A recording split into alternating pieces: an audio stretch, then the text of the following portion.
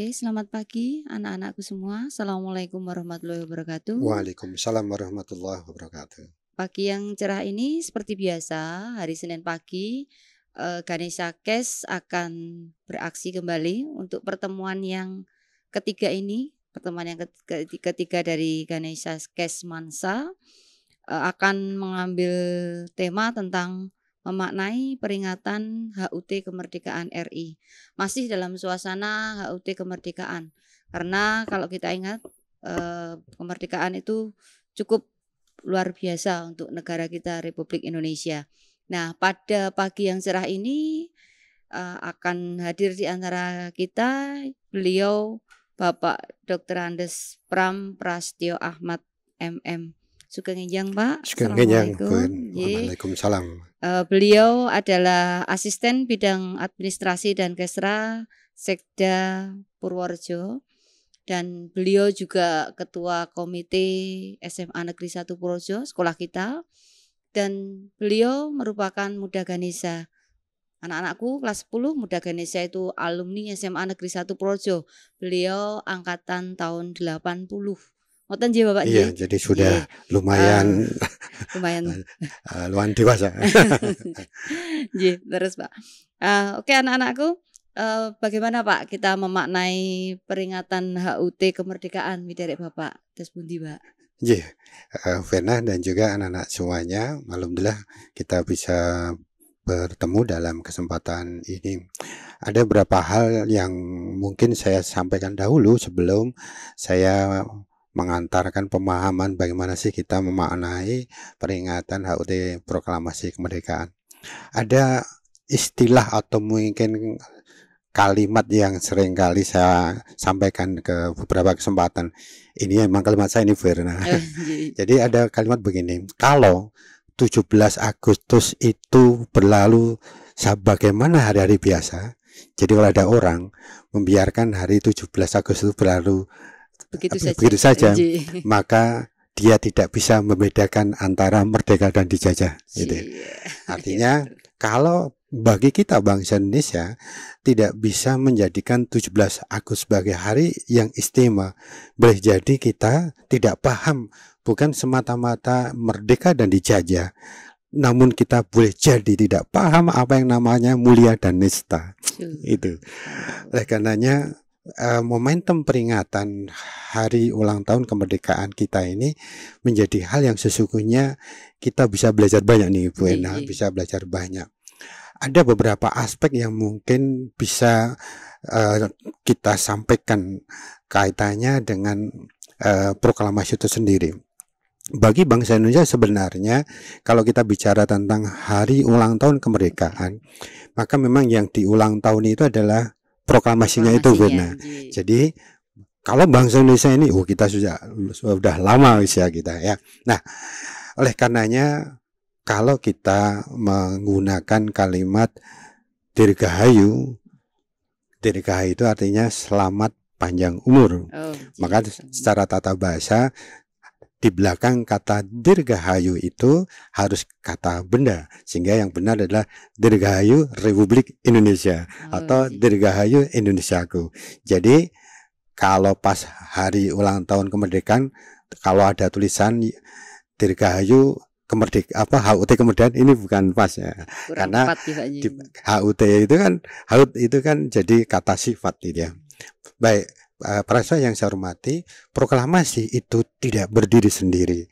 Beberapa pakar di bidang kenegaraan mengatakan bahwa sesungguhnya bangsa Indonesia ini mampu bersatu atau disebut menjadi bangsa yang kemudian berdaulat di tanggal 17 Agustus 45 itu ada beberapa tahapan yang dilalui, dan inilah yang kemudian disebut sebagai tahapan-tahapan pembinaan persatuan bangsa.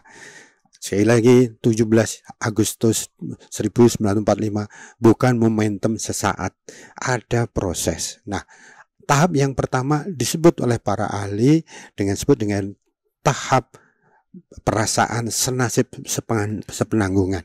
Inilah yang kemudian di tahap ini lahirlah banyak pahlawan-pahlawan nasional di seluruh Nusantara. Mereka berjuang melawan penjajah sejak mereka pertama kali menginjak kakinya. Sekian banyak pemberontakan bisa kita ketahui, mulai dari ujung utara, ujung timur, selatan, tengah, sampai barat. Kita mengenal bagaimana hebatnya perjuangan-perjuangan mulai dari kalau mulai dari timur kita mengenal Patimura, ada Martina Marta Tiahu, kemudian kita mengenal ke baratnya lagi ada Sultan Ba'ablah, ya. Sultan Brunei, Sunan Hasanuddin. Ya, kemudian kita juga mengenal Ki Ageng Tirtayasa, kita mengenal perjuangan Pangeran Diponegoro, kita mengenal perjuangan Fathahilah, kita mengenal perjuangan banyak sekali, Cut Nyasin, Sisya Maharaja, Pangeran Imam Bonjol dan sebagainya. Oleh karenanya di tahap ini, di tahap pembinaan kesatuan perasaan sepenanggungan ini, muncullah kesadaran bahwa di Nusantara ini sadar bahwa kita adalah bangsa yang semestinya tidak layak untuk dikuasai oleh bangsa lain. Nah, inilah yang kemudian disebut sebagai tahap perasaan senasib sepenanggungan, dijajah bahkan oleh beberapa bangsa. Ada Portugis, ada Inggris, ada Belanda, ada Jepang. Nah, inilah yang kemudian membangun perasaan senasib sepenanggungan. Makanya di era ini mereka-mereka yang oleh negara kemudian dianggap memiliki jasa yang besar, kemudian diangkatlah, diberilah anugerah dengan sebutan pahlawan nasional itu. Nah, kemudian juga setelah muncul tahap ini, maka muncullah tahap yang kedua. Sekali lagi, tahap ini senantiasa menjadi satu kesatuan yang tak terpisahkan. Para pakar mengatakan bahwa tahap yang kedua adalah disebut dengan tahap kebangkitan nasional. Memang ini dimulai dengan di tahun 1908 ketika lahir organisasi Budi Utomo. Dan yang menarik lagi sebenarnya Bu Erna dan para siswa, 3 tokoh sentral Budi Utomo yang pertama adalah anak-anak orang-orang Projo gitu ya. Salah satunya adalah Dr. Sulaiman, kemudian Dr. Gumrek, satu lagi saya lupa. Tapi Dr. Sulaiman inilah yang kemudian di tahun 34-an. Jadi beliau termasuk ikut di Sumpah Muda dan beliau lah yang kemudian menjadi doktor pertama se-Indonesia. Jadi belum S2 S3 ya. Nah, S3-nya itu adalah orang Projo itu se-Indonesia. Ya, menurut catatan saya. Nah, di tahap kebangkitan nasional ini mulai muncul kesadaran berkenaan dengan munculnya istilah Indonesia. Jadi kepulauan di wilayah yang kita kenal dan Nusantara ini kemudian di beberapa catatan para pakar disebut dengan kalimat Indonesia,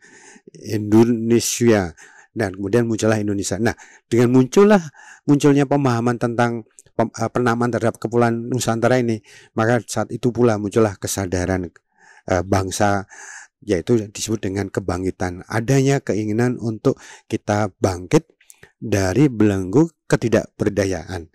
Nah, ini yang disebut dengan kebangkitan nasional, dan memang itu diwarnai dengan lahirnya organisasi-organisasi yang sifatnya tidak lagi lokal. Kita mengenal organisasi yang besar, termasuk lahirlah Ormas Muhammadiyah, Nahdlatul Ulama dan sebagainya.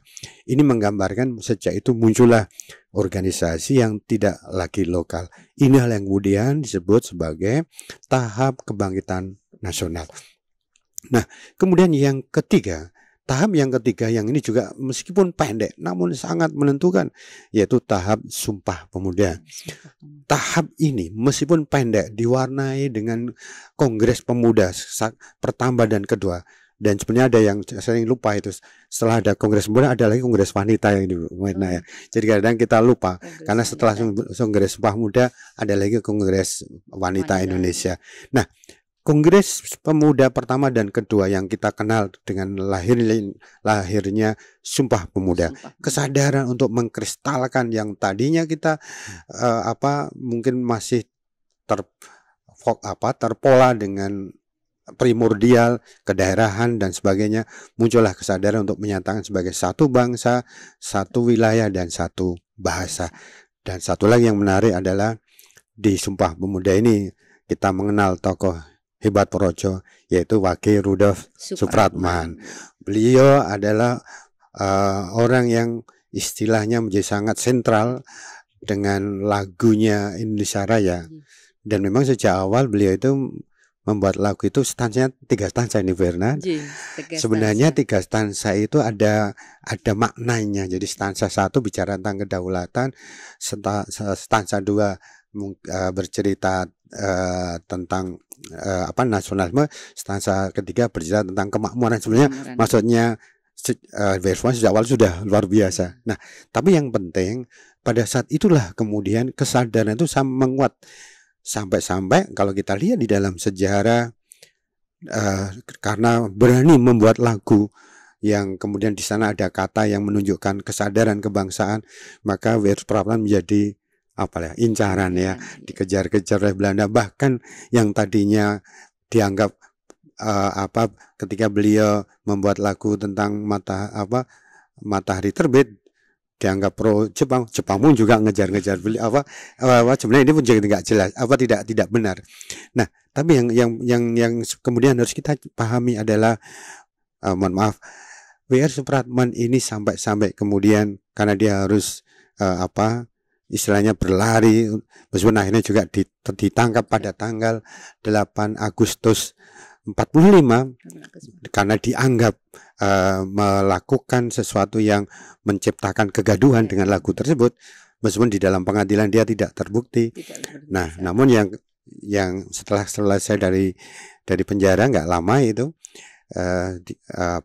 beliau itu kemudian sakit dan kemudian meninggal dunia tepat 17 Agustus 1938.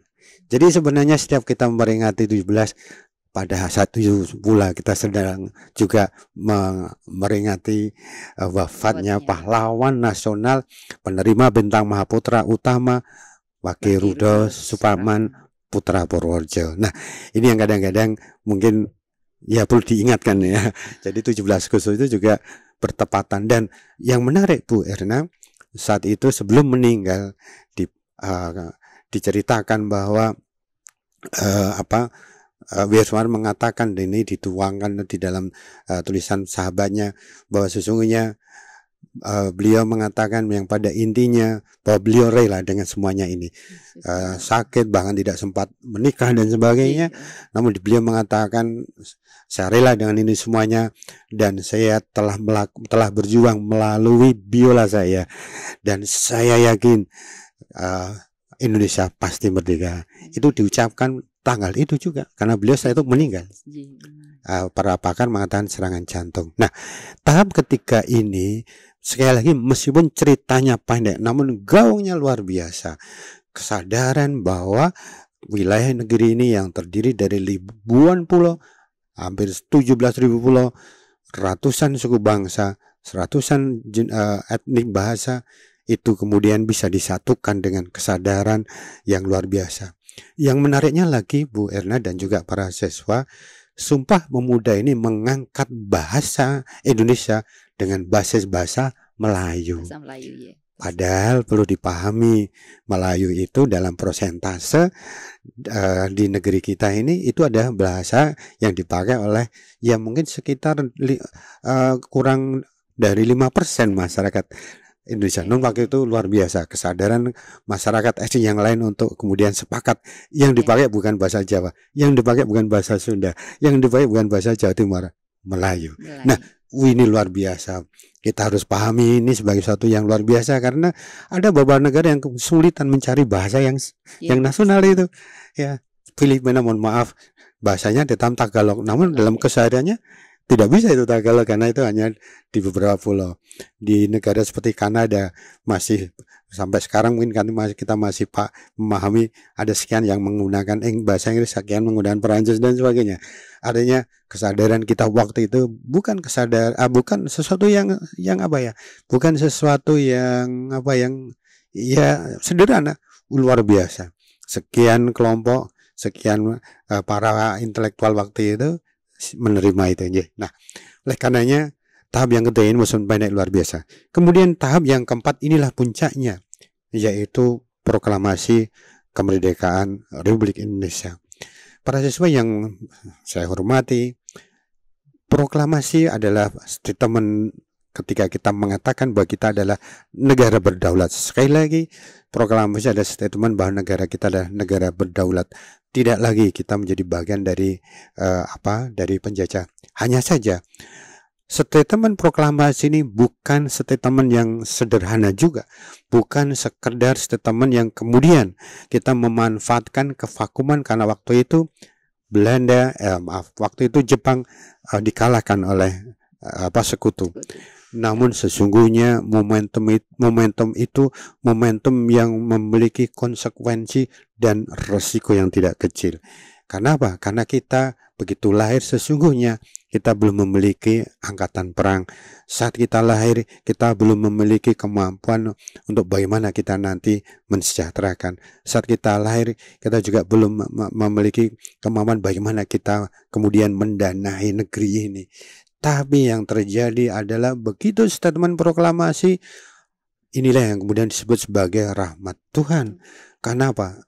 Seluruh masyarakat Indonesia dimanapun berada menjadikan pakai kemerdekaan sesuatu yang kemudian menggelora hati, dan itulah yang kemudian menjadikan pakai ini mengantarkan kesadaran untuk berjuang.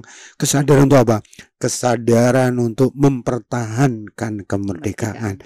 Karena setelah itu luar biasa, bukan hanya sekali dua kali, berkali-kali masyarakat bangsa kita ini berhadapan dengan upaya-upaya untuk istilahnya mengganggu kemerdekaan. Oleh karenanya kita bisa pahami pada setiap hari ulang tahun proklamasi pasti ada yang namanya acara di Taman Makam Pahlawan ya, namanya apel kehormatan dan renungan suci. Nah, para siswa yang saya hormati, acara apel kehormatan dan renungan suci pada intinya maknanya adalah untuk mengingatkan kembali seluruh yang hadir di Taman Makam Pahlawan untuk berikrar bahwa yang hadir itu mendoakan dan yang hadir di Taman Pahlawan itu kemudian bertekad meneruskan cita-cita para pahlawan. Oleh karenanya para siswa yang saya hormati, pada saat kita memperingati proklamasi, maka yang juga harus muncul di dalam pikiran kita adalah kesadaran kita untuk kemudian menjadikan bahwa kita yang sekarang ini hidup harus menteladani apa yang telah para pahlawan tunjukkan. Saya yakin kita bisa mengenal banyak pahlawan itu. Oleh karenanya memperingati proklamasi itu adalah sekaligus momentum untuk mengingatkan kita bahwa kita ini hidup tidak boleh sia-sia. Kita hidup pasti punya tujuan. Setidak-tidaknya tujuan kita adalah menjadikan apa yang jadi cita-cita para pahlawan. Apa sih cita-cita para pahlawan? Pertama, para pahlawan itu menginginkan, sekali lagi, kita adalah bangsa yang merdeka, bukan dijajah, bukan bagian dari yang dikendalikan oleh bangsa lain dalam bentuk apapun. Bukan semata-mata kedaulatan wilayah, namun juga diharapkan adalah kedaulatan di bidang ekonomi, kedaulatan di bidang budaya. Ini yang kemudian menurut saya sangat relevan, karena keinginan para pahlawan inilah yang boleh jadi kita belum maksimal menunaikannya, yaitu menjadikan bangsa kita bangsa yang berdaulat, baik di bidang wilayah namun juga di bidang budaya dan juga di bidang ekonomi. Kemudian yang kedua, para pahlawan menginginkan bahwa mereka menunjukkan keinginan mereka untuk menjadikan masyarakat Indonesia adalah masyarakat yang sejahtera, dan mereka lakukan dengan memberikan yang terbaik, yaitu jiwa raga mereka. Mereka hanya ingin agar generasi setelah para pahlawan adalah generasi yang bisa sejahtera. Dan ini menjadi sesuatu yang sesungguhnya saya yakin bagian yang bisa kita edukasi. Kita harus juga punya cita-cita bahwa kita ini sangat ingin agar kita pun mampu mensejahterakan setidak-tidaknya mulai dari diri kita, keluarga kita, dan sanak saudara, lalu lingkungan kita, daerah kita, dan secara luas bangsa dan negeri kita. Kemudian yang ketiga yang juga diinginkan oleh para pahlawan adalah mereka menginginkan bahwa Indonesia adalah negara kesatuan. Dan itu yang harus kita lakukan sampai sekarang. Pastikan kita menjadi bagian yang senantiasa menjadikan NKRI adalah nilai yang istilahnya harus kita jaga. Ya, harus kita jaga. Nah, inilah yang disebut dengan keinginan-keinginan para pahlawan. Oleh karenanya, ada hal yang seringkali juga saya menggunakan istilah begini, Bu Irna. Kalau pahlawan itu telah memberikan keteladanan, pahlawan itu telah menunjukkan hal yang terbaik, maka kita pun perlu senantiasa di dalam kehidupan kita, apapun peran kita, sebagai pelajar, sebagai mereka yang punya profesi, apapun, tunjukkan yang terbaik agar setidak-tidaknya kita mampu jadi teladan di keluarga kita. Kalau bisa lagi teladan di lingkungan kita, kalau bisa lagi teladan di daerah kita, kalau bisa lagi teladan di negara. Nah, ini yang kemudian menjadi momentum yang ditanamkan setiap kita melaksanakan kegiatan yang terkait dengan peringatan hari ulang tahun Proklamasi 17 Agustus.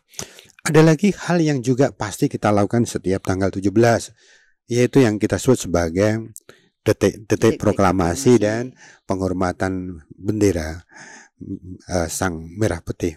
Para siswa yang saya hormati, detik-detik proklamasi adalah momentum untuk menghadirkan kembali. Jadi istilahnya adalah momentum untuk menghadirkan kembali suasana batin. Bagaimana kemerdekaan itu diraih dan dicanangkan. Artinya dengan kita diam sejenak, kemudian ada bunyi sirene, kita menghadirkan kembali itu. Nah, ini adalah untuk menghadirkan kembali suasana batin. Suasana batin yang seperti apa yang dimaksud oleh detik-detik proklamasi? Yaitu suasana batin yang berorientasi pada jangka panjang, suasana batin yang berorientasi kepada kepentingan luas bangsa dan negara, suasana batin yang diwarnai dengan keinginan untuk siap menjaga, membela dan mempertahankan negara kesatuan, kemerdekaan, dan suasana batin yang juga menunjukkan bahwa kita adalah bangsa yang kokoh, bangsa yang tegar, bangsa yang mandiri, dan bangsa yang besar yang siap menghadapi resiko apapun. Nah, inilah suasana batin yang sebenarnya menjadi hal yang kita dapatkan pada saat kita diam mengikuti detik-detik proklamasi. Para siswa yang saya hormati, memang yang namanya detik-detik proklamasi adalah kondisi diam. Diam itu sebenarnya bukan sederhana loh, Bu Erna. Kadang-kadang kita bisa juga melihat kenapa sih anak kok nggak bisa diam gitu kan. Usil aja, usil gerakannya atau usil kata-katanya. Memang diam itu butuh energi juga ya. Nah, sebenarnya pada saat kita diam, maka saat itulah kita sedang mengendalikan pikiran kita. Saat diam kita mengendalikan perasaan kita, dan saat diam kita mengendalikan kehendak kita. Nah, pada saat tiga komponen utama diri kita, jiwa kita dikendalikan dan kita diingatkan kembali suasana batin, maka saat itulah kita sesungguhnya sedang berkomitmen untuk menghadirkan jiwa 45 hadir dalam diri kita. Dan ini menjadi hal yang sebenarnya perlu juga kita sosialisasi nih, Verna. Jadi jangan sampai detik-detik proklamasi itu terlewat begitu saja, dan nggak ada makna. Padahal kita sedang membiarkan tubuh kita ini diwarnai jiwa, nilai dan semangat 45. Para siswa yang saya hormati, di dalam konteks kehidupan modern, beberapa kajian para pakar, semangat kesadaran kebangsaan ini nanti berkorelasi pada yang disebut dengan kecerdasan emosional. Pada saat kita kemudian juga mendalami lagi tentang kesadaran kebangsaan, maka ini juga berkorelasi pada kualitas kecerdasan spiritual kita. Kenapa? Pada saat kita bicara tentang kesadaran kebangsaan, kita tanamkan dalam hati sanubari, maka saat itu kita berkomitmen, kita ingin menunjukkan atau istilahnya berbagi. Apa yang ada di diri kita, ada bagian negara, ada bagian bangsa yang ada dalam diri. Artinya kita punya keinginan, ada yang kita persembahkan untuk negara dan bangsa. Inilah yang disebut dengan pancaran-pancaran motivasi dari dalam. Jadi kalau seseorang memahami kebangsaan, memahami nasionalisme, memahami jiwa patriotisme, insya Allah dia sedang meningkatkan kualitas inner motivasinya, Bu Erna. Motivasi dari dalam. Motivasi ini penting, karena sekarang ini kadang-kadang banyak orang ini kehilangan motivasinya, bahkan tidak punya motivasi. Tidak punya motivasi. Belajar sebisanya, belajar sekenanya, belajar sesempatnya, tanpa orientasi. Tapi kalau kemudian ada motivasi dari dalam, pasti dorongannya adalah memberikan yang terbaik. Maka pasti dia akan melakukan dengan apa? Dengan sungguh-sungguh, dengan sepenuh jiwa, dengan segenap hati, dengan pengorbanan besar dia. Nah, ini makanya banyak negara, saya juga pernah melihat secara langsung mewajibkan, Bu Erna, saya lihat beberapa negara tetangga kita mewajibkan setiap pagi itu harus berdiri tegak, diam, dan menyanyikan lagu kebangsaan. Itu kenapa? Ini sudah dilakukan cukup lama di beberapa negara. Saya melihat ini karena ini kayaknya juga terkait dengan munculnya perkembangan kecerdasan emosional. Jadi kalau kita bicara tentang patriotisme nasionalisme, sekali lagi itu bukan semata-mata kita bicara sejarah. Itu bicara tentang kepentingan kita sebagai sang generasi. Dan tanpa orientasi itu, maka kita akan kesulitan. Oleh karenanya para siswa yang saya hormati, pernah ada suatu kajian, Bu Erna, dilakukan oleh PBB melalui lembaganya UNESCO itu ya. Ada suatu kajian, saya pun hanya baca di suatu referensi, dan ini juga dimuat di mass media nasional, bahwa salah satu kriteria negara yang dianggap negara yang punya tingkat kebahagiaan itu ternyata setelah diteliti, salah satu yang kemudian menjadi penopang negara itu bahagia sejahtera adalah apabila penanaman nilai-nilai value kebangsaan itu berjalan dengan baik. Artinya apa? Ketika kita bicara tentang nasionalisme, patriotisme, ini bukan semata-mata sekali lagi pelajaran sejarah. Ini adalah bicara tentang kualitas diri. Bukankah kecerdasan emosi, bukankah kecerdasan spiritual itu juga nanti akan meningkatkan kecerdasan intelektual, dan ini yang kemudian disebut sebagai keseimbangan otak kanan dan otak kiri. Dan kalau ini sudah seimbang, insya Allah kita memiliki kualitas otak tengah yang hebat, bertindak yang baik, bertindak yang tepat, dan bertindak yang secara strategik. Jadi sekali lagi, mempelajari kebangsaan bukan berorientasi masa lalu, ini berorientasi pada karakter, jati diri, integritas, kepribadian, tidak hanya individu, kepribadian bangsa. Nah, oleh karena para siswa yang saya hormati, dalam konteks peringatan Hari Proklamasi, kita juga pasti setelah detik-detik proklamasi kita akan mengumandangkan lagu kebangsaan sambil menghormat sang saka merah putih. Nah, ada hal yang memang diatur di dalam Peraturan Pemerintah Nomor 24 terkait dengan bendera bahasa, dan para siswa, dan ini juga penting nih Bu Irina. Jadi memang di dalam PP itu PP 24 tahun 2005 kalau nggak salah, itu kalau kita menyebut penghormatan, itu kalimatannya adalah penghormatan pada sang saka merah putih. Sekali lagi, bukan penghormat pada bendera. Bendera itu benda, tapi sang saka merah putih punya makna. Nah, kesempatan ini saya akan sampaikan apa sih maknanya. Kalau kita ini menghormat sang saka merah putih. Jadi sang saka merah putih ini sekali lagi bukan bendanya, namun simbol yang kemudian diantarkan oleh bendera ini. Oleh karenanya para siswa yang saya hormati, ada 5 hal kalau kita menghormat sang saka merah putih. Yang pertama, ini adalah ungkapan kesyukuran bangsa. Jadi kalau kesyukuran individu, kesyukuran pribadi, Mungkin macam-macam ya Verena. syukuran, Ada orang bersyukur dengan baca hamdalah, ada yang bersyukur dengan baca puji Tuhan gitu kan. Itu individu. Namun kesyukuran kebangsaan itu ditunjukkan dengan penghormatan pada bendera. Jadi pada saat kita menghormat bendera, sekali lagi ini adalah ungkapan kesyukuran pada Tuhan, pada Allah Subhanahu wa taala. Kenapa? Karena merah putih ini bisa berkibar dengan hebat karena rahmat Tuhan, yaitu kemerdekaan. Itu kemerdekaannya tidak diberi oleh tidak asing, diberi dengan perjuangan dan pengorbanan yang tidak kecil. Oleh karenanya bentuk kesyukurannya adalah menghormat sang merah putih, bukan menghormat bendera, bukan menghormat kain merah putih, tapi sang saka merah putih ya, atau sang merah putih. Jadi ungkapan kesyukuran. Nah, yang kedua, setiap kita menghormat bendera, kita sesungguhnya pada saat itu kita bertekad bahwa kita siap untuk menjaga kemerdekaan, siap menjaga kedaulatan, siap untuk mempertahankan kemerdekaan. Ini adalah komitmen. Artinya apa? Kalau kita sudah berkomitmen, maka kita punya tujuan yang jelas. Yaitu apa? Kita peruntukkan hidup kita di mana Tuhan takdirkan kita.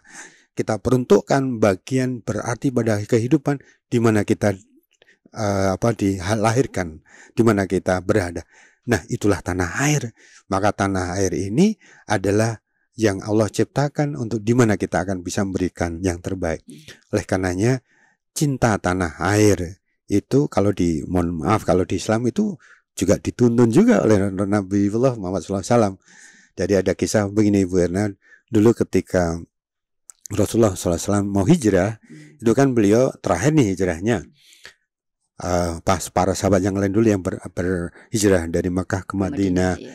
Nah, ketika beliau berhijrah, itu saja dengan dipandu oleh malaikat Jibril.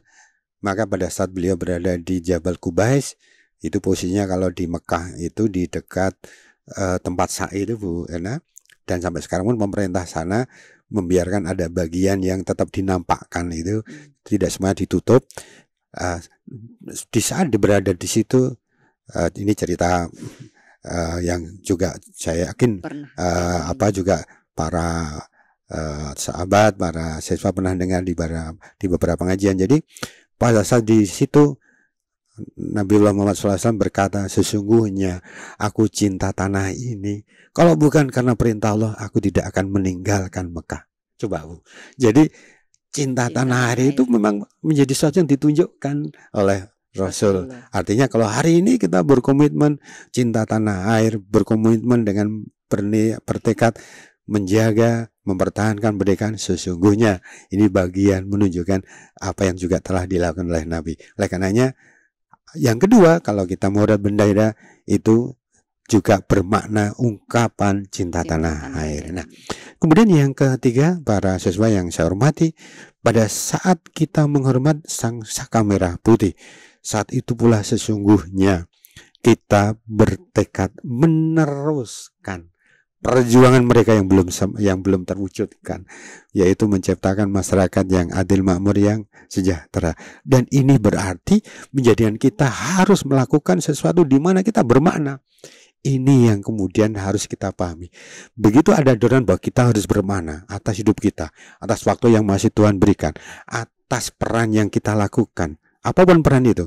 Kalau para siswa masih jadi siswa, tunjukkan ketika kalian jadi siswa ada makna, ada yang bisa kalian persembahkan, setidak-tidaknya menjadi bagian yang bisa mengantarkan bahagianya orang tua, punya prestasi, bisa menjadikan orang tua bangga, punya prestasi yang bisa jadi teladan keluarga, teladan adik-adiknya.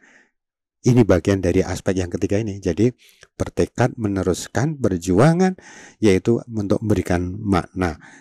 Nah, yang keempat, para siswa yang saya hormati, ketika kita menghormat sang saka merah putih, sesungguhnya saat itu pula kita berikrar untuk tetap menjaga NKRI. Sekali lagi, ini bendera ini punya sejarah yang besar. Konon bendera merah putih ini sudah dipakai sejak zaman Majapahit. Makanya dulu ada istilah bendera Gulo Klopo itu ya. Itu adalah sang merah putih. Oleh karenanya bendera ini punya makna punya filosofi juga warna ini, namun yang jelas ketika kita menghormat bendera, kita ini berikrar menjadikan NKRI ini sebagai hal yang harus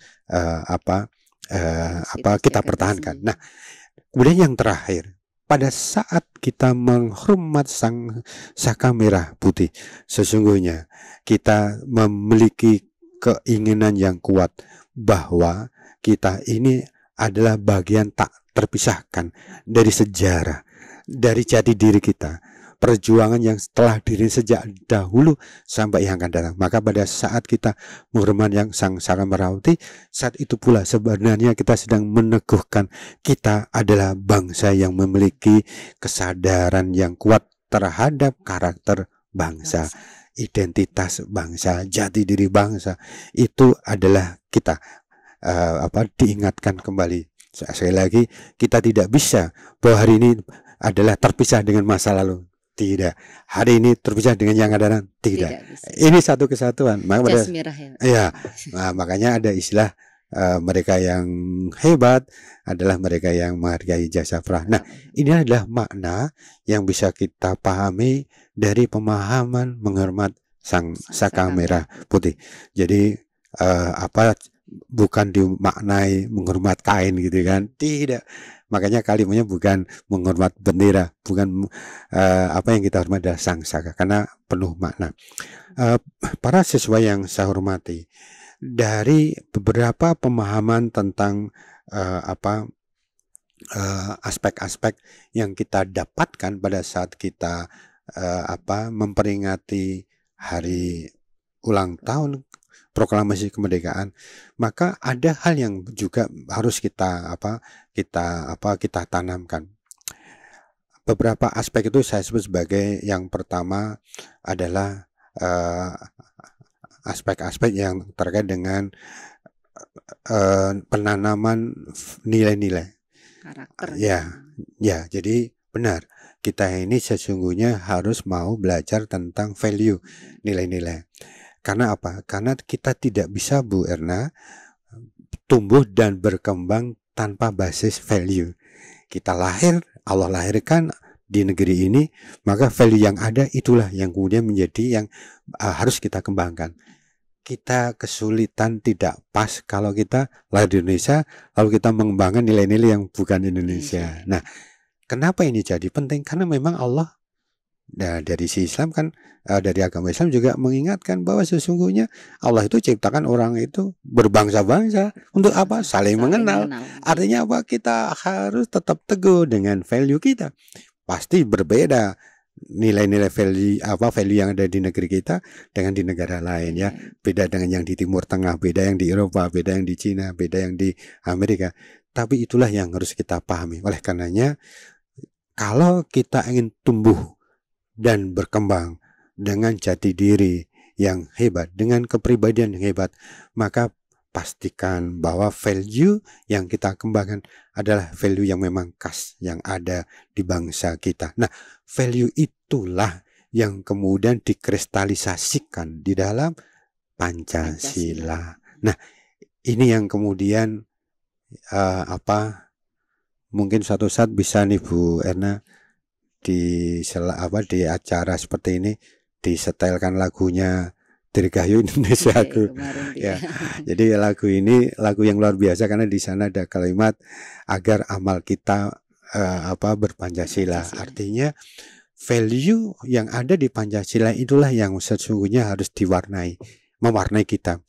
Nah, para siswa yang saya hormati, kalau kita melihat Pancasila sebagai value, sebagai nilai-nilai, maka saya sampaikan di dalam Pancasila sudah terkandung 3 macam kecerdasan. Kecerdasan intelektual, kecerdasan emosional, dan kecerdasan spiritual. Mari kita coba uraikan. Yang pertama, ketika kita berikrar tentang ketuhanan yang Maha Esa. Ini kalau saya bicara sila pertama ya mungkin agak nyimpang ya Bu Erna ya. Jadi begini. Dulu ketika panitia 9 ini merumuskan untuk negara kita ini besok dasarnya apa gitu. Itu luar biasa. mencapai kesepakatan itu luar biasa susahnya. Namun yang jelas pada tanggal 22 Juni 1945 lahirlah rumusan Pancasila dengan ada tambahan kalimat yang kalau dibunyikan di sila pertama adalah ketuhanan yang Maha Esa dengan menjalankan syariat Islam bagi pemeluknya.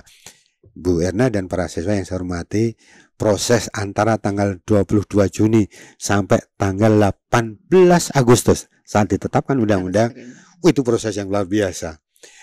Pada saat ini ditetapkan oleh Panitia 9, dan itu Panitia 9 itu tokohnya hebat-hebat itu ya. Ada Kiai Abdul Wahid Hasim, ada Abi Kusno. Nah, ya tokoh-tokoh ini lah yang kemudian jatuh aja ada yang lain. Namun ketika setelah Merusman menjadi Piagam Jakarta itu kan muncullah berbagai desakan, baik dari kelompok timur dan sebagainya, yang kemudian kalau ini tidak dihilangkan maka nanti ada wilayah yang tidak bersama ketika Indonesia merdeka gitu, benar kan? Nah, ini desain luar biasa, Berina. Memang dari beberapa hari yang saya baca dikisahkan begini, ketika bahkan Bung Karno saja ya meminta Panitia 9, utamanya para tokoh-tokoh ulama, Ki Bagus Hatikusuma, Abi Kusno, atulah, untuk kalau bisa cukup dengan kalimat Kutan Maha Esa, wah langsung digebrak itu, dan beliau langsung mundur teratur. Karena ingat waktu itu Soekarno istilahnya ya kan belum muncul sebagai tokoh yang hebat, karena masih kalah hebat dengan tokoh pendiri partai-partai yang lain yang itu lebih sepuh. Akhirnya apa yang terjadi? Negara dalam kondisi panas. Seminggu 2 minggu menjelang merdeka itu luar biasa. Sekali lagi ini yang kemudian menghadirkan tokoh yang kemudian alhamdulillah bisa merubah. Siapa itu? Kembali orang Projo Werna. Sinten, Pak? Mr. Kasman Singadimeja. Mr. Kasman Singadimeja. Beliaulah orang yang luar biasa. Bahkan kalau itu dikupas, dan dia adalah pahlawan nasional baru, pahlawan nasional baru kan, sebagai pahlawan ditetapkan pada tahun yang lalu, 2018. Memang sekali lagi banyak jasa beliau. Beliau juga komandan militer, beliau juga punya jasa yang tidak kecil dari berbagai macam aspek. Beliau juga ketua MPR pertama ya, KNIP itu. Tapi yang hebat adalah pada saat beliau melobi tokoh-tokoh Panitia 9 untuk merubah. Bung Karno saja mundur.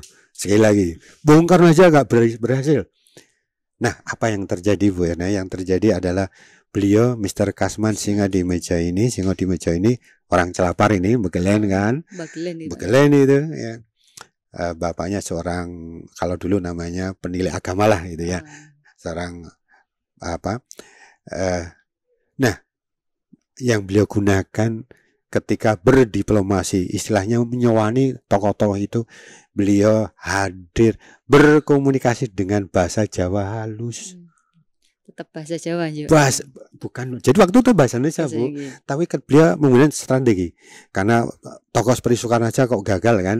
Lalu beliau kemudian gunakan pendekatan dengan bahasa Jawa halus.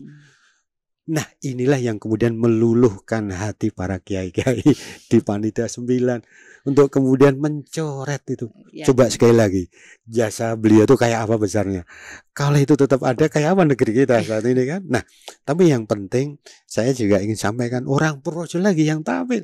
Tadi kita cerita ada Dr. Sulaiman, ada Dr. Gumrek, kembali Sumpah Muda, ada Wakil semua sekarang bicara tentang Pancasila, ada Mr. Kasman Singadimeja. Nah, itu yang kemudian meluluhkan hati beliau, kemudian mencoret sehingga, nah ini Bu, sehingga kalau nggak keliru, Kiai Abdul Wahid Hasim setelah itu beliau mengatakan bahwa Pancasila adalah hadiah terbesar umat Islam untuk negeri ini. Subhanallah. Jadi perjuangan Kasman Singadimeja luar biasa, dan itu yang kemudian mengantarkan kita memiliki rumusan Pancasila sebagai sekarang ini. Ini kembali ke Pancasila Iya, ya. iya. Jadi para siswa yang saya hormati, sila pertama ini adalah bercerita tentang kecerdasan spiritual. Spiritual. Maknanya apa? Maknanya adalah setiap kita mengucapkan kalimat Pancasila, kita harus sadar bahwa kita punya tujuan jangka panjang. Apa itu? Kembali ke kampung akhirat, kembali kepada Sang Pencipta. Nah, kalau kita terus sadar, oh ya, saya harus kembali pada Tuhan, saya kembali kepada akhirat, maka pasti dia akan mengendalikan dirinya, kan? Nah, jadi setidak-tidaknya sila pertama bercerita tentang kecerdasan spiritual. Ada makna yang sifatnya jauh, ada makna yang sifatnya dalam. Makanya pada saat orang memahami Pancasila, sila pertama, maka dia juga paham tentang takdir Tuhan. Gitu kan, Bu? Jadi maunya Bu Erna ditakdirkan jadi guru. Jadi Bu Erna harus berbuat gitu karena apa? Karena siswa atau karena orang tua? Karena Tuhan. Karena Tuhan yang minta Anda jadi guru. Nah, jadi sila pertama memahamkan kita tentang pentingnya kesadaran tentang peran, dan itu menjadikan kita paham peran kita, Tuhan yang minta. Sila kedua adalah kemanusiaan. Sila kemanusiaan yang adil dan beradab ini menunjukkan orientasi kita pada kesadaran tentang hak, tentang orang lain, tentang penghormatan HAM. Dan ini yang saya sebut sebagai kesadaran kecerdasan emosional. Inti kesadaran emosional adalah kemampuan kita membawakan diri kita di banyak orang dengan kemampuan kita mengendalikan diri. Agar apa? Agar tercipta harmonisasi. Nah, itu yang kemudian sebenarnya diantarkan oleh sila kedua, kecerdasan emosional. Nah, yang ketiga, persatuan Indonesia. Itu menggambarkan apa? Menggambarkan bahwa negeri kita ini negeri yang memiliki cakupan mulai dari Sabang sampai Merauke, ya. Nah, pemahaman ini menjadikan kita diminta Tuhan untuk melihat ini negeri kita, pelajari di sana apa yang ada di sana. Artinya apa? Kita harus mengembangkan pengetahuan kita. Kita harus cermati apa yang ada di sana, apa potensinya, apa yang harus dikembangkan. Kan itu berarti ini membuat kita diminta Allah, diminta Tuhan untuk belajar banyak, baca referensi, baca data, dan dari sanalah kita diminta untuk terus membaca dan berpengetahuan. Maka saya sebut sebagai kesadaran intelektual. Nah, kemudian sila yang keempat, nah ini sebenarnya sudah gabungan. Ketika kita diminta bahwa kita harus mengedepankan setiap pengambilan keputusan melalui musyawarah, maka kerakyatan itu artinya musyawarah. Itu maknanya adalah ketika kita bertindak, mengambil langkah, maka langkah itu adalah langkah yang harus dalam desain kebersamaan. Kalau secara pribadi, langkah yang kita tetapkan adalah langkah yang penuh pertimbangan. Kalau itu didesain dengan konsep otak, maka langkah itu adalah langkah yang menggambarkan keseimbangan otak kanan dan otak kiri, atau yang disebut dengan otak tengah. Artinya sila keempat ini menjadikan kita diminta setiap kita bertindak, kita harus mengedepankan kebersamaan, baik dalam masyarakat maupun dalam diri kita. Artinya kalau dalam diri kita, ketika kita bertindak dengan keseimbangan antara cipta rasa karsa, kita bertindak dengan pertimbangan, kita bertindak dengan istilahnya, kalau saya seperti ini apa risikonya, kalau saya seperti ini apa konsekuensinya, maka menjadikan kita terbiasa untuk berpikir jernih. Ya kan? Karena mereka yang bertindak dengan mempertimbangkan, pasti dia akan berusaha untuk tidak ceroboh, tidak teledor, tidak gerusa-gerusu, tidak asal. Pasti hati-hati. Makanya sila keempat ini adalah ungkapan saya sebut sebagai langkah otak tengah, yaitu bertindak dengan penuh pertimbangan. Nah, yang terakhir sila kelima, keadilan sosial bagi seluruh rakyat Indonesia. Ini adalah cita-cita yang harus terus ada dalam diri kita. Yaitu apa? Yaitu untuk menjadikan bahwa kita adalah menjadi bagian yang tak terpisahkan, untuk menunjukkan, untuk mengantarkan bahagianya orang lain. Oleh karenanya sila kelima ini sebenarnya menjadi ungkapan, Bu Irena, terhadap pelaksanaan sila 1 sampai ke 4. Ketika kita kemudian mengatakan saya ingin antarkan orang itu sejahtera, kan berarti saya ingin mereka bahagia. Artinya saya bahagia ketika orang lain bahagia. Nah, bukankah ini desain yang akhirnya kembali ke kesadaran spiritual kan? Karena kalau kita bisa bersyukur atas kesyukuran yang diterima orang lain, itu kan suatu yang sudah luar biasa kan? Oleh karenanya pemahaman sila inilah yang saya sebut sebagai kita harus memahami value, nilai-nilai. Nah inilah nilai itu ya kembali ke Pancasila. Nah kemudian di dalam peringatan hari ulang tahun kemerdekaan pula, kita selain nilai-nilai, maka kita harus dipahamkan pula tentang komitmen orientasi masa depan ya. Karena cita-cita bangsa ya yang telah dituliskan baik di dalam pembukaan maupun di dalam sila ke-5 khususnya adalah cita-cita yang jelas terus ya belum terwujudkan kan, itu cita-cita yang memang sifatnya ideal sekali. Namun yang dengan kita punya cita-cita jangka panjang, kita ngerti harus menapak yang kayak apa. Artinya apa? Pada para siswa, pada saat kita bicara tentang orientasi komitmen, maka saat itu pula kita harus sadar bahwa setiap diri kita, apalagi kalian para siswa, harus punya cita-cita.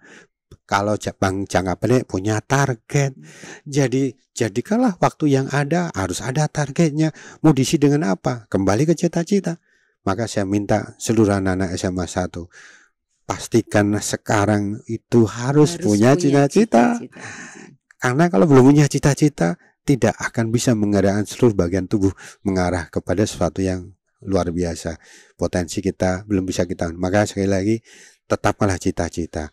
Rencanakanlah baik jangka menengah ataupun jangka panjang. Oleh karenanya ibaratnya begini Bu Erna ya, kan orang kadang-kadang bikin proposal gitu kan, oh mau bangun masjid bikin proposal gitu kan.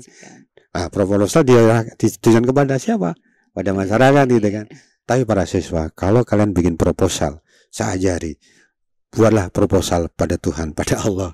Dengan apa? Rumuskan cita-citamu. Rencanakan 20 tahun ke depan kalian mau apa? Mau jadi apa? Apa yang kelak kalian peroleh? Apa yang kelak kalian dapatkan? Apa yang kelak kalian persembahkan? Kualitas kelak kamu mau seperti apa? Rumuskan sekarang. Dan tunjukkan pada orang tua.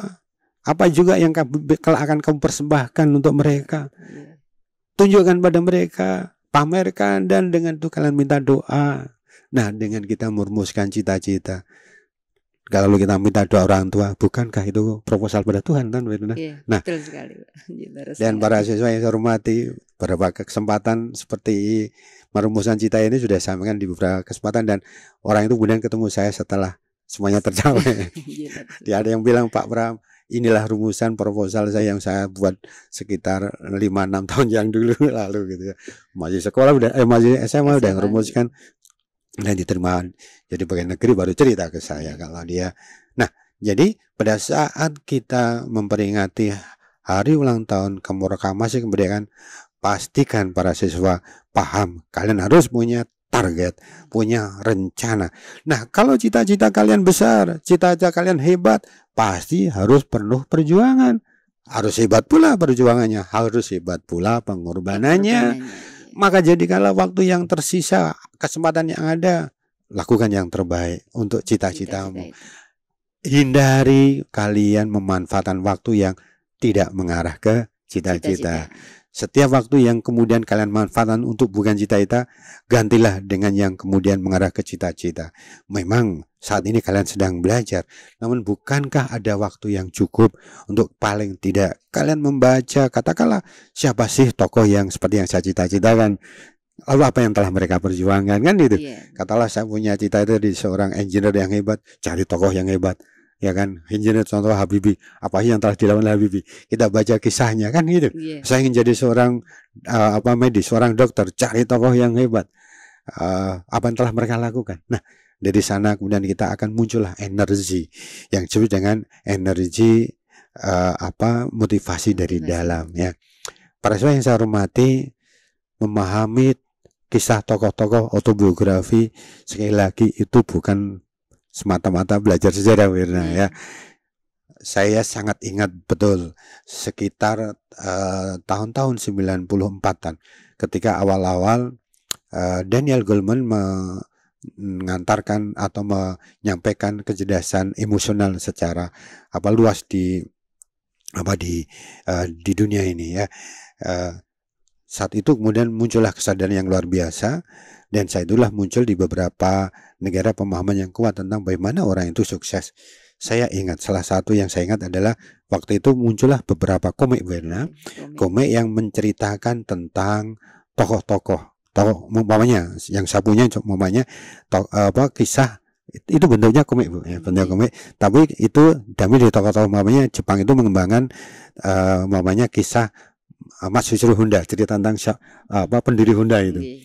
Lalu Matsushita Kawasaki. Nah, dan sebagainya. Itu dikisahkan dalam bentuk komik. Lalu Thomas Alva Edison. Nah, dari sana kemudian kalau kita baca itu benar, ternyata untuk jadi orang hebat, untuk jadi orang berjasa, menjadi orang beruntung itu ternyata perjuangan juga luar biasa. Pengorbanannya juga luar biasa. Sehingga dari sana kita muncul energi yang disebut dengan energi kesadaran untuk memberikan yang terbaik ya. Nah, hanya sayangnya Bu Erna, sayangnya komik-komik ini sekarang sudah nggak ada. Kenapa? Karena saya waktu itu melihat, atau mungkin ada kajian begini, komik-komik itu ternyata mengakselerasi orang itu untuk berprestasi. Maka Jepang tidak ingin kan negara lain ikut berprestasi, maka mereka mengganti dengan komik-komik baru namanya manga. Yang intinya orang tempur, berkelahi, ya kan, bunuh-bunuh gitu. Itu sebenarnya kamuflase agar kita ini tidak ikutan maju. Ya. Tapi yang jelas, para yang saya hormati, waktu yang ada gunakanlah untuk hal-hal yang memang mengarah kepada cita-cita kalian. Makanya sekali lagi memperingati hari ulang tahun kemerdekaan bukan momentum sejarah, momentum yang harusnya menyadarkan kembali tentang apa peran yang harus kalian lakukan, apa yang sesungguhnya harus kalian lakukan, dan sesungguhnya di mana kalian berada di bumi ini, di negeri ini, dan sesungguhnya bumi ini menanti yang terbaik dari kalian. Boleh jadi kalian mungkin merasa cukup ini saja. Kalau mungkin merasa cukup apa yang sudah kalian lakukan, maaf, apa yang sudah kalian lakukan adalah mungkin sudah terbaik. Namun saya ingatkan, coba kalian hadirkan diri kalian 40 tahun yang akan datang. Seperti kami ini yang sudah jadi alumni sudah hampir 40 tahun nih Verena. 40 tahun juga. Coba kalau kalian hadirkan diri kalian di 40 tahun yang akan datang ya. Pada saat itu, pada saat 40 tahun yang akan datang, bukankah kalian dinantikan apa yang bisa kalian persembahkan? Orang-orang saat itu, mungkin keluarga kalian atau mungkin anak-anak kalian sangat ingin cerita tentang kalian adalah cerita yang hebat. Bayangkan saat itu, orang-orang yang ada saat itu, siapapun, dia sangat ingin kalian punya cerita yang hebat. Sehingga kalau kalian hari ini melakukan yang terbaik, kalau hari ini kalian juga tunjukkan perjuangan kalian gunakan waktu yang terbaik, belajar kalian gunakan dengan sungguh-sungguh, etika kalian tunjukkan, kemampuan kalian untuk bersosialisasi juga dengan baik, kemampuan kalian untuk membantu orang tua, membantu sekitar kalian lakukan yang terbaik, maka saya pastikan orang siapapun yang melihat kalian, dia akan rela mendoakan kamu. Dan pada saat itu pula, kalau kalian tunjukkan kesungguhan kalian, perjuangan kalian, dedikasi kalian, maka saya yakin 40 tahun yang akan datang, orang-orang yang pernah melihat kamu, dia akan bercerita dengan bangga perjuangan kalian saat sekarang. Maka sekali lagi lakukan yang terbaik. Jadikanlah kalian juga memiliki nilai-nilai kepahlawanan. Pastikan jiwa kepahlawanan ada pada kalian.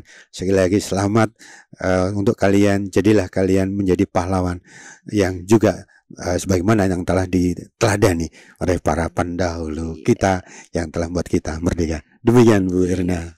Luas sekali Bapak ya, cukup luas. 40 tahun yang akan datang seperti apa? Saya 27 tahun Pak, saya alumni 93 Pak. Jadi, para siswa semua sangat luas, sangat lengkap apa yang telah disampaikan oleh Pak Pram. Kalian harus punya cita-cita. Sekali lagi, kalian harus punya cita-cita. Itu sebagai motivasi kalian. Kalau yang belum punya, mulai sekarang, mulai hari ini, mulai detik ini, tuliskan, saya punya cita-cita apa, mau kemana, mau dibawa kemana hidup kamu. Nah, kalau misalnya kalian tidak punya cita-cita, mau jadi apa kan? Repot juga. Bagaimana perjuangan kamu untuk Indonesia? Kadang gini Pak, saya kalau mendengar lagu Indonesia Raya, sudah ada kalimat yang bangunlah jiwanya, bangunlah badannya. Kadang merinding Pak. Iya. Apa ya yang bisa kita lakukan? Iya. Jangan para siswa, jangan kamu anggap apa yang negara kamu sudah berikan ke kamu, tapi satu yang harus kalian ingat, apa yang akan kamu perbuat buat negeri ini. Karena negeri ini dibentuk dari perjuangan yang luar biasa dari para pejuang. Pak Pram tadi sudah mengendiko banyak sekali pahlawan-pahlawan yang bahkan dari Purworejo ada juga pahlawan. Jadi saya malah baru tahu ini Pak, kalau ternyata di Purworejo ini banyak pahlawan juga. Maka dari itu siswa kita, para siswa kita ingat visi kita, pengembang kepribadian pemimpin bangsa. Berarti kelak pemimpin bangsa akan ada tumbuh dari sekolah kita, Pak Berandi. Jadi kayak Pak Pram sendiri itu juga menjadi pemimpin juga. Kalian juga. Kadang ini malah ada yang gini Pak. Bu, kalau saya cita-citanya pengen jadi, misalnya pengen jadi dokter. Tapi kok berjalannya waktu berubah nih Pak. Jadi berubah lagi. Dan akhirnya setelah beberapa tahun ketemu saya langsung, Bu saya tidak jadi dokter, Bu saya jadi, sekarang malah jadi tukang insinyur. Nah kalau sudah seperti itu memang ya itu takdir Allah Pak. Para siswa yang saya hormati, mungkin saya perlu komentari ini Bu Irna. Jadi sama Bu Irna, saya dulu itu jurusan IPA, lalu cita-cita saya ingin jadi insinyur pertanian gitu ya. Saya diterima pertama kali di Fakultas Sosial Politik, waktu namanya Sospol, jurusan pemerintahan. Tahun kedua saya mendaftar lagi gitu ya, pertanyaan nggak keterima lagi gitu. Akhirnya saya memastikan inilah yang terbaik. Nah, sekali lagi begitu kita dapatkan sesuatu yang memang berbeda dengan yang kita citakan, bilang ini yang terbaik untuk saya dari Tuhan, dari Allah. Nah, sejak saat itu maka saya full fokus. Dan ya perjalanannya seperti sekarang ini kan. Makanya ya kebetulan bekerja di pemerintahan, bahkan pernah bekerja di bagian pemerintahan itu. Yang dulunya tidak punya cita-cita yang insinyur pertanian, yang nggak kesampaian, namun istri saya insinyur pertanian, ya sudah. Artinya begini para siswa yang saya hormati, pada saat kita punya cita-cita itu kita punya orientasi. Begitu kita punya orientasi, kita punya langkah. Tapi ingat, manusia itu ikhtiar. Makanya kita harus pahami, rencana manusia tetap rencana manusia, rencana Tuhan rencana Tuhan. Tidak ada rencana manusia mengalahkan rencana Tuhan. Tapi saya ingin pastikan pada kalian, rencana Tuhan itulah realita. Jadi begitu kita mendapatkan cita-cita yang tidak sebagaimana kita inginkan, itu sebenarnya yang Tuhan minta. Tetap kamu punya cita-cita, namun Tuhan rencanakan yang lain karena Tuhan sudah merencanakan perjalanan yang terbaik kamu seperti apa. Makanya sekali lagi, begitu kita sudah memahami bahwa rencana kita kalah, harus di bawah rencana Tuhan, saya tambahkan kalimat, setiap rencana Tuhan pasti berakhir bahagia. Itu yang harus dipahami. Sekali lagi, setiap rencana Tuhan berakhir dengan bahagia. Makanya ada istilah, kita harus segera move on, gitu kan. Ketika kita ada kecewa, sudah kita harus move on. Harus move on. Untuk istilahnya biar kita terhindar dari rasa kecewa yang berlama-lama gitu ya. Makanya ada kisah begini Bu, di dalam komiknya, ini komik yang tadi itu, komiknya Thomas Alva Edison gitu ya. Ketika pabriknya itu terbakar hebat, habis itu Bu. Ada wartawan yang datang, Mr. Thomas, apakah yang kau rasakan dengan pabriknya itu kan? Nah, wartawan itu mungkin ingin kalimat, mungkin sedih, mungkin jadi putus asa gitu kan, mungkin ada rintian, kemudian berkeluh kesah atau ingin dibantu. Tidak, itu kalimat yang muncul dari Thomas Alva Edison adalah, ini saya ingat betul karena makanya kadang nggak baca komik itu ya, mudah diingat. Dia mengatakan, Thomas Alva mengatakan, dengan terbakarnya ini saya jadi ngerti, saya harus melakukan yang lebih baik lagi. Wis.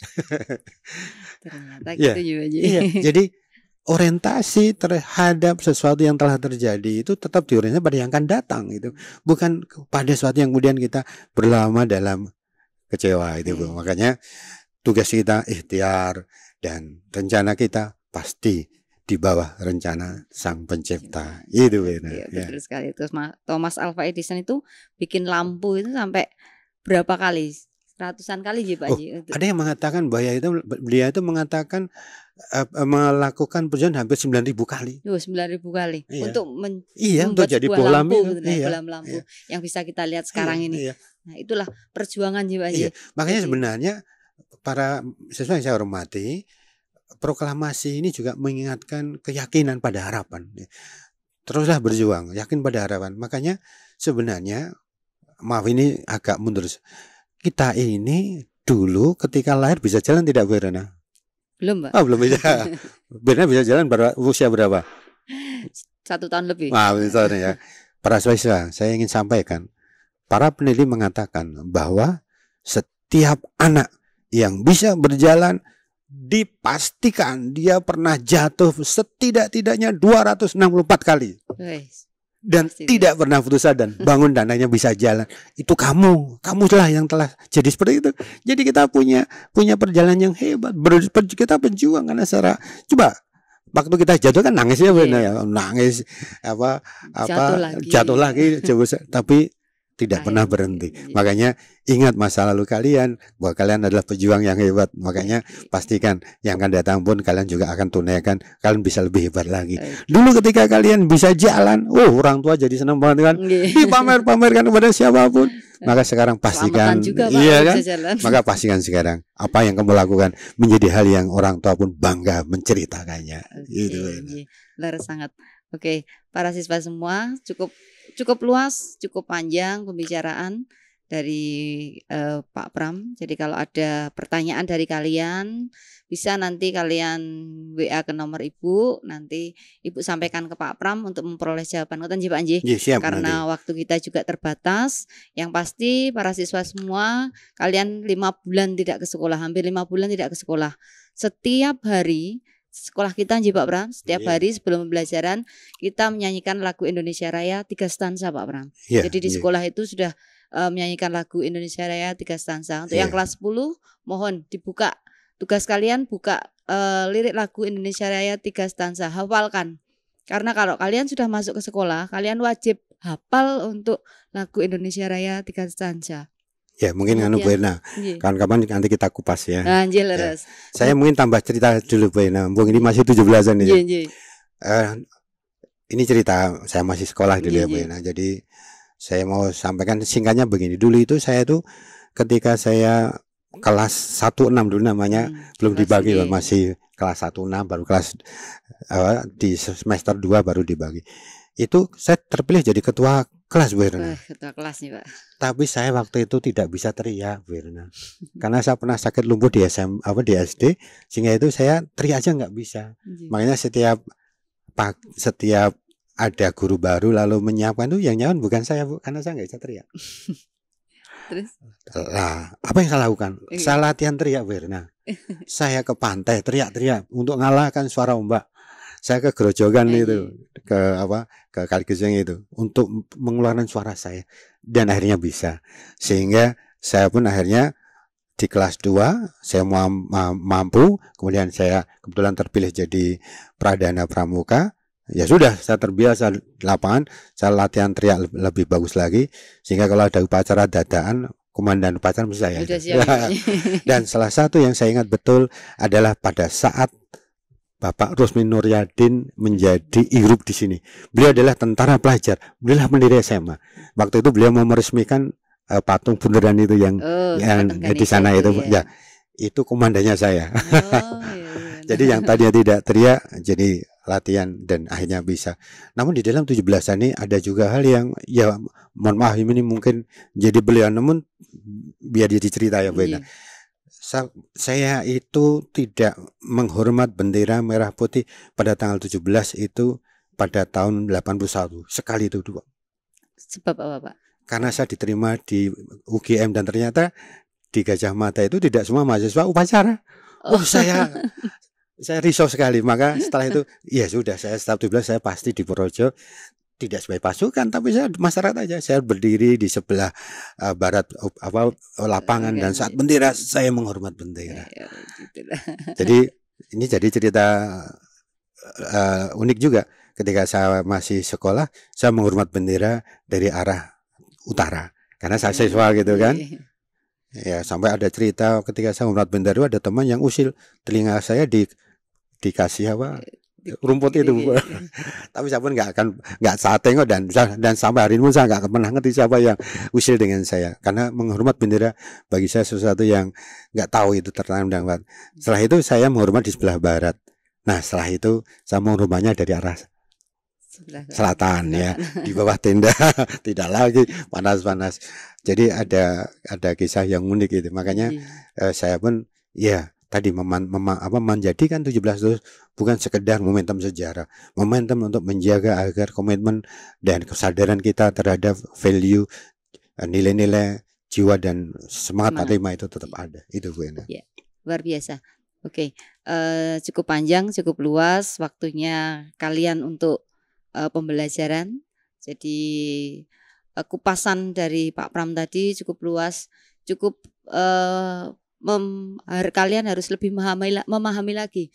Seperti kemarin ada yang bertanya, Bu kenapa toh Bu kok kita mendadak hormat bendera saat detik-detik proklamasi terus kirim foto. Itu salah satu karakter yang akan ditunjukkan dari sekolah kita, bahwa sekolah kita itu sekolah yang punya nilai-nilai ya Pak. Jadi itulah SMA 1, itulah sekolah kita. Yang kelas 10 tolong diikuti apa-apa yang menjadi budaya di sekolah kita. Seperti hormat bendera, seperti lagu Indonesia Raya, itu kalian sudah harus paham. Jadi kelak kalau kalian masuk kembali gitu Pak, ini saat ini masih masa-masa belum boleh ke sekolah. Jadi mereka akan bisa mengikuti apa yang menjadi kebiasaan di sekolah ini. Kemudian sekali lagi yang terakhir, tolong kalian harus punya cita-cita. Harus punya motivasi. Ini salah satu cara kalian untuk berjuang untuk Indonesia ini. Apa yang bisa kalian lakukan? Ya itu saja, punya cita-cita. Ngoten nggih Pak nggih? Oke, sebelum kami tutup, kita bareng-bareng slogan sekolah kita nggih Pak. SMA 1 Projo. Unggul berkarakter mendunia. Oke, nggih. Yuk bareng-bareng. SMA 1 Projo unggul berkarakter mendunia. Oke, terima kasih Pak Pram, matur nuwun sangat. Anak-anakku semua, terima kasih atas kesempatan kali ini. Dari saya cukup sekian, mohon maaf jika ada kesalahan. Wabillahi taufiq wal hidayah. Assalamualaikum warahmatullahi wabarakatuh. Waalaikumsalam warahmatullahi wabarakatuh.